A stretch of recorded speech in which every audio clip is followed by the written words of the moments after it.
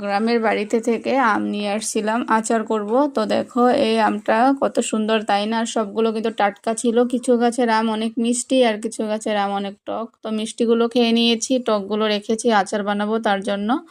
তো দেখো আমি ছালটা ফেলে দিচ্ছি, কারণ আমি এই আচারটা সঙ্গে সঙ্গে খেয়ে ফেলবো 2-1 দিনে। তো আর ছাল থাকলে কয়েকদিন রাখার পরে খেলে ভালো লাগে, তাই আমি ছালটা ফেলে দিয়ে টুকরো টুকরো করে কেটে নিলাম। তো দেখো কি সুন্দর, তাই না? আর খুব সেন্টেড ছিল, কারণ এটা বাড়ির গাছের আম।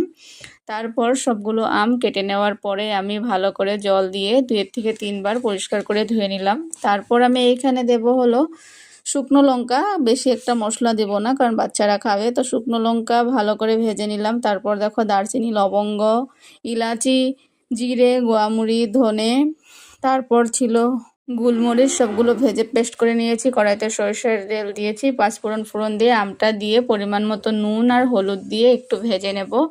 তো দেখো হলুদ একটু বেশি করে দিলাম, কালার না হলে আমার ভালো লাগে না। আর এখানে আমি কোনো ফুড কালার ইউজ করব না। তো আমি এটা লো ফ্লেমে একটু সময় ভালো করে ভেজে নিচ্ছি দেখো। আর এটা বেশি ঝাল হবে, মানে বাচ্চারা যাতে খেতে পারে, কিন্তু এত একটা মিষ্টি হবে না। তো আমি এটা একটু ভেজে নিয়ে একটু চিনি দিয়ে দিব। তো দেখো স্বাদ অনুযায়ী আমি চিনিটা দিয়ে নিলাম, তোমরা দিতেও পারো, না দিলেও হবে।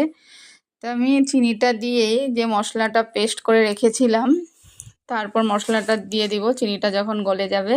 তো প্রায় আমার চিনিটা দেখো আচারের চিনিটা গলে গেছে। তো আমি মশলাটা দিয়ে দেব। আর মশলাটা দেওয়ার সঙ্গে সঙ্গে কিছু আচারটা খুব টেস্টি হয়ে যায়, মানে সেন্টটা ফ্লেভারটা এত ভালো লাগে তখন।